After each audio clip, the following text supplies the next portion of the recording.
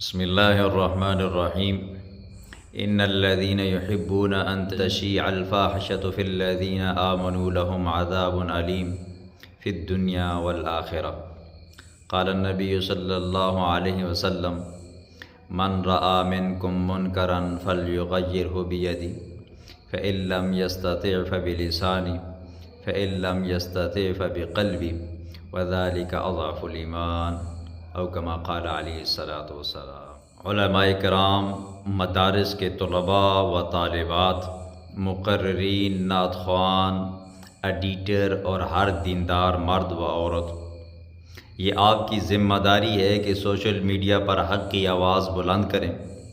یہ وقت خاموش رہنے کا نہیں بلکہ عمل کرنے اور امت کو جگانے کا ہے۔ آج ٹک ٹاک، یوٹیوب اور دیگر پلیٹ فارم پر عریانی، فحاشی اور گمراہ نظریات کو تفریح کے نام پر پھیلایا جا رہا ہے۔ خاص کر کے رات کے وقت ٹک ٹاک پر لائیو نشریات میں حد درجہ بے حیائی ہوتی ہے۔ عورتوں کو پنشمنٹ کے نام پر نچایا جاتا ہے، گالم گلوچ اور فحش گوئی عام ہوتی ہے، حتیٰ کہ جوا تک کھیلا جاتا ہے۔ یہ سب کچھ کھلے عام ہو رہا ہے اور افسوس کہ لاکھوں لوگ اسے دیکھ کر ہنس رہے ہیں، کچھ لائک کر رہے ہیں اور کچھ شیئر کر کے اس گناہ میں برابر کے شریک ہو رہے ہیں۔ یاد رکھو نوجوانوں، جو آج ان بے حیا مناظر کو پروموٹ کرتا ہے، لائک کرتا ہے، کمنٹ کرتا ہے یا شیئر کرتا ہے، وہ صرف ناظر نہیں بلکہ برابر کا گنہگار ہے۔ رسول اللہ صلی اللہ علیہ وسلم نے ایسے لوگوں کے بارے میں فرمایا جو خاموش رہتے ہیں۔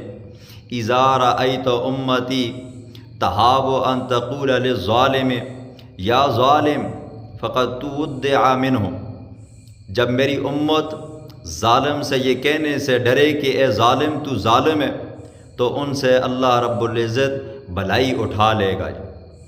اب وقت آ گیا ہے دیندار طبقہ آگے بڑھے، اپنا موبائل اٹھائیں، دعوت و اصلاح کا ذریعہ بنائیں، قرآن کی تلاوت پھیلائیں، نبی کی سیرت کو سنائیں، غلط عقائد اور فحاشی کو بے نقاب کریں، امت کو حق کی طرف بلائیں۔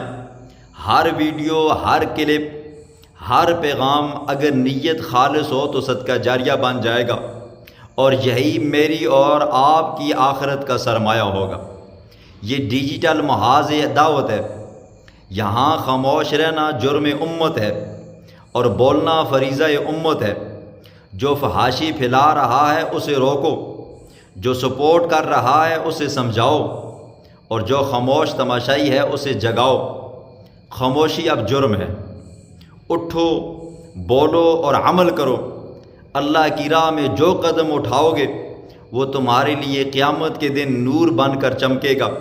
اللہ رب العزت ہماری اس چھوٹی سی محنت کو، اس کاوش کو قبول و منظور فرما کر ہمارے لیے ذریعہ نجات بنائے۔ والسلام۔